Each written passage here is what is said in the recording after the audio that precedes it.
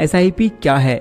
SIP एक investment strategy है जिसकी हेल्प से आप म्यूचुअल फंड्स के जरिए स्टॉक्स में इन्वेस्ट कर सकते हैं। बेसिकली होता क्या है, हम इन्वेस्ट के लिए एक एक्सपर्ट का सहारा लेते हैं। अपने पैसे हम एक एक्सपर्ट को देते हैं जो अपना टाइम और नॉलेज लगाकर हमारे पैसों को अच्छी कंपनीज में इन्वेस्ट करता है, जिसके बदले में वो आपके प्रॉफिट का कुछ हिस्सा अपने पास रख लेता है और बचे हुए प्रॉफिट्स आपको दे देता है। अगर वो एक्सपर्ट लॉस करता है तो उसे आपको कुछ नहीं देना होगा, लेकिन फिर भी आप उसकी फीस के बारे में थोड़ा जान लें। फर्स्ट ऑफ ऑल आप अपने म्यूचुअल फंड्स को सिलेक्ट करें, फिर अपनी SIP बनाओ।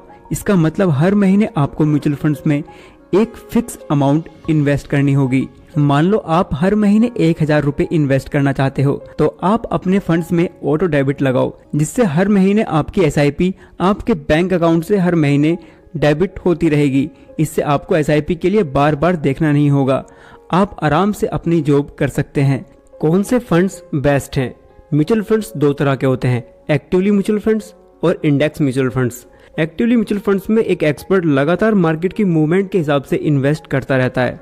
दूसरी तरफ आप इंडेक्स म्यूचुअल फंड्स में पैसा लगाकर भूल जाते हैं और 10 से 15 सालों के बाद निकालते हैं। इस फंड में आप देश की टॉप 50 कंपनीज में इन्वेस्ट करते हो। आप ये एज्यूम करके चलते हो कि किसी भी देश की टॉप 50 कंपनीज किसी भी कंडीशंस में बेस्ट परफॉर्म करेंगे ही करेंगी। इंडिया के इंडेक्स फंड को निफ्टी 50 कहा जाता है। यहाँ पर आप सोच रहे होंगे कि एक्टिवली म्यूचुअल फंड्स बेस्ट हैं क्योंकि वहाँ एक्सपर्ट लगातार देख रहा है तो इससे ज्यादा रिटर्न्स देखने को मिलेंगे, बट ऐसा नहीं है। हाँ, शॉर्ट टर्म्स में वो इंडेक्स फंड से ज्यादा रिटर्न्स दे सकता है, बट लॉन्ग टर्म्स में index fund are best. Warren Buffett खुद कहते हैं अगर उन्हें अपनी इन्वेस्टिंग जर्नी फिर से शुरू करनी हो तो वे इंडेक्स फंड से ही शुरू करेंगे। एक स्टडी में पाया गया कि पिछले 20 सालों में 85 actively mutual funds index fund को बीट नहीं कर पाए। SIP की हेल्प से आपको कितना रिटर्न मिल सकता है? आपको कितना रिटर्न मिलना है ये 3 फैक्टर्स पर डिपेंड करता है। नंबर 1, आप कितने रुपए मार्केट में लगाते हो, जितना ज्यादा पैसा उतने ज्यादा रिटर्न। नंबर 2, आप कितने टाइम के लिए मार्केट में पैसा लगाते हो। अगर आप एक बार पैसा लगाकर 1-2 महीने में ही निकाल लेते हो तो आपके लॉस होने के चांसेस लगभग 95% है। अगर आप 5 to 10 ईयर या उससे ज्यादा टाइम के लिए वेट करते हो तो उससे आपको अच्छे खासे रिटर्न देखने को मिलेंगे। नंबर 3, मार्केट कंडीशंस कैसी हैं, इसे आप कंट्रोल भी नहीं कर सकते। हाँ, अगर आपको लॉस हो रहा है तो आप स्किप मत करना, 5 to 10 ईयर वेट करना तो आपको डेफिनेटली प्रॉफिट ही होगा, यानी आपका रिस्क नियर टू जीरो हो जाता है। मोस्ट इंपोर्टेंट, म्यूचुअल फंड्स में आप 2 तरह से इन्वेस्ट कर सकते हो, लमसम और SIP। लमसम में आप FD की तरह एक बार में ही अपने पैसों को लगाकर छोड़ देते हो और SIP में आप थोड़ी थोड़ी राशि हर महीने इन्वेस्ट करते रहते हो। अब सवाल आता है लमसम करें या SIP। मान लो आपके पास 10 लाख रुपए बैंक अकाउंट में पड़े हैं तो भी क्या आपको 5000 रुपए की ही SIP हर महीने करनी चाहिए? किसी भी डिसीजन पर पहुंचने से पहले थोड़ा जान लेते हैं। अगर किसी वजह से मार्केट अंडर वैल्यूड है, जैसे कि ईयर 2020 में लॉकडाउन के टाइम पर हुआ था, मार्केट अचानक क्रैश कर गई और बहुत ज़्यादा अंडर वैल्यूड चली गई, तो उस टाइम पर लमसम करना बेस्ट स्ट्रेटजी थी। अब ऐसा टाइम कब आएगा ये कोई नहीं बता सकता, और अगर आप मार्केट के ओवर वैल्यूड होने पर इन्वेस्ट करते हो तो आपको लॉस ही होगा। और दूसरी तरफ अगर आप हर महीने 5000 रुपये SIP करते हो, एक महीने मार्केट ऊपर गया, आपने 5000 रुपये डाले, आपको थोड़े कम यूनिट मिले, फिर दूसरे महीने मार्केट नीचे आया तो भी आपने 5000 रुपये डाले, आपको ज्यादा यूनिट्स मिले। ऐसे करके आप कंपनीज को उनके एवरेज प्राइस पर खरीद रहे होते हो, जब वो ना ही अंडर वैल्यूड है और ना ही ओवर वैल्यूड। इस तरह SIP से आपको एवरेज रिटर्न्स देखने को मिलते हैं। अगर आपको फिर से कोविड जैसा एक मौका मिल जाए जब मार्केट या निफ्टी 50 की कोई कंपनी तेजी से नीचे गिरती दिखाई दे, तब आप उसमें लमसम इन्वेस्ट कर सकते हो। लेकिन जब आपको ऐसा मौका ना मिले तो आप SIP में ही इन्वेस्ट करें। SIP के top 3 myths. Myth number 1, bull market में आपको SIP नहीं करनी चाहिए, लेकिन ये सिर्फ एक मिथ है। वास्तव में अगर लॉन्ग टर्म्स में आपको अच्छे रिटर्न्स चाहिए तो मार्केट कंडीशंस कैसी भी हो, हमें SIP करते रहना चाहिए, तभी रुपीस कॉस्ट एवरेजिंग की हेल्प से लॉन्ग टर्म में बेटर रिटर्न्स कमा सकते हैं। मिथ नंबर 2, SIP को मॉडिफाइड नहीं किया जा सकता, लेकिन असल में SIPs में हमें बहुत ज़्यादा फ्लेक्सिबिलिटी मिलती है। SIP अमाउंट या डेट चेंज करने से लेकर SIP को कुछ टाइम तक पॉज या स्किप भी किया जा सकता है। आप अपनी SIP को कभी भी मॉडिफाई कर सकते हैं। टाइम के साथ इनकम रेज होने पर अपनी SIPs भी बढ़ानी चाहिए, तो अपनी एग्जिस्टिंग SIPs को SIP टॉपअप के थ्रू इजीली मॉडिफाइड कर सकते हैं। आप अपनी एग्जिस्टिंग SIPs को ही फिक्स अमाउंट या परसेंटेज से बढ़ा सकते हैं। कई फंड हाउसेज रेगुलर इंटरवल्स पर SIP बढ़ाने का ऑप्शन भी देती हैं। ये 6 मंथ या 12 मंथ्स हो सकता है। मिथ नंबर 3, SIP के थ्रू आप सिर्फ इक्विटी मार्केट में ही इन्वेस्ट कर सकते हैं, इसलिए वो रिस्की होता है। ये भी गलत है। SIP के थ्रू आप न सिर्फ इक्विटी के डिफरेंट सेक्टर्स और मार्केट कैप्स में इन्वेस्ट कर सकते हैं, बल्कि डेब्ट, गोल्ड, इवन रियल एस्टेट जैसे एसेट्स में भी इन्वेस्ट कर सकते हैं। जब आप एक्टिवली म्यूचुअल फंड्स या इंडेक्स म्यूचुअल फंड्स में इन्वेस्ट करने जाते हो तो आपको 3 टाइप्स ऑफ फंड दिखाई देते हैं: growth, dividend pay out, dividend री इन्वेस्टमेंट। अब सवाल आता है कि किस में इन्वेस्ट करें। इन्वेस्ट करने से पहले हमें इन तीनों को समझना होगा। Number 1, growth. इसमें आपके द्वारा किए गए इन्वेस्ट से होने वाले लाभ या मुनाफे से फिर से इन्वेस्ट कर दिया जाता है। इसमें आपको कोई भी लाभ या डिविडेंड नहीं दिए जाते, बल्कि उन्हें भी इन्वेस्ट कर दिया जाता है। इसमें इन्वेस्ट की गई यूनिट्स की वैल्यू टाइम के साथ कंपाउंड होती जाती है।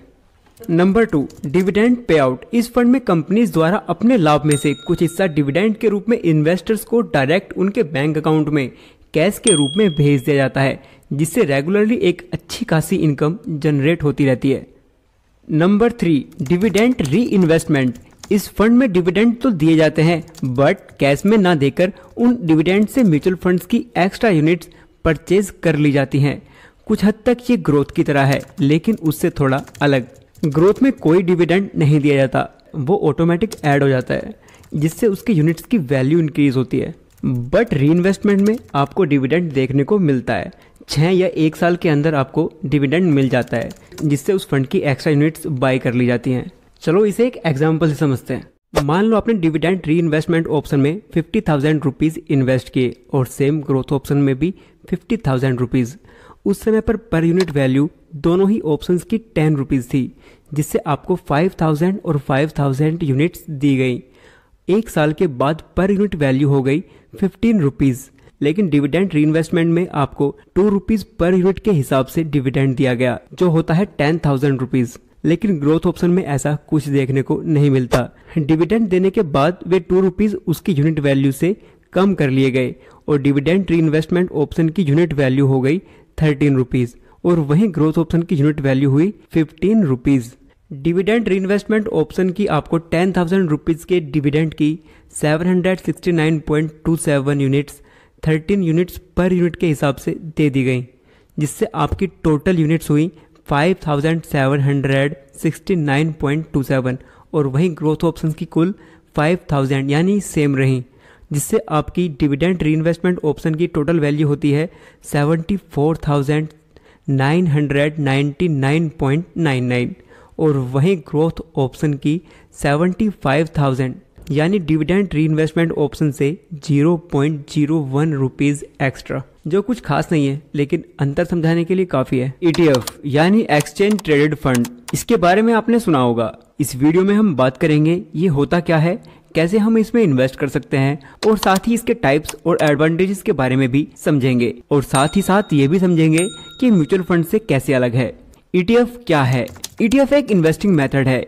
ETFs की ट्रेडिंग स्टॉक एक्सचेंज पर होती है। जैसे हम म्यूचुअल फंड्स में इन्वेस्ट करते हैं तो हमें म्यूचुअल फंड्स की यूनिट्स प्रोवाइड की जाती हैं, जिसकी प्राइस दिन में सिर्फ एक बार मार्केट क्लोज होने के बाद ही चेंज होती है। लेकिन ETFs की ट्रेडिंग स्टॉक्स की तरह होती है, जिस वजह से इसकी प्राइस भी हर सेकंड चेंज होती रहती है। हम इसे स्टॉक्स की तरह ही आसानी से बाय और सेल कर सकते हैं। ETFs में स्टॉक्स और म्यूचुअल फंड्स दोनों के कैरेक्टरिस्टिक्स होते हैं। ETFs के सेवरल टाइप्स हैं। For example stocks ETFs, bond ETFs, commodity ETFs, gold ETFs या रियल एस्टेट ETFs। एक ETF जिस टाइप का होता है उसके फंड्स उसी टाइप की चीजों में इन्वेस्टेड रहते हैं। जैसे स्टॉक ETF में ETF के फंड स्टॉक में इन्वेस्टेड रहते हैं और गोल्ड ETF में ETF के फंड गोल्ड में इन्वेस्टेड रहते हैं।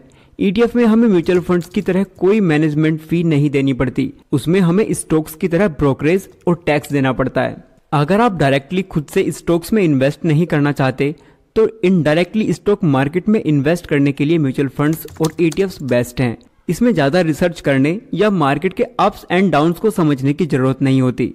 बस आप अपना डीमैट अकाउंट खोलिए और 500 रुपये से भी ETFs और म्यूचुअल फंड में इन्वेस्ट कर सकते हैं। NFO क्या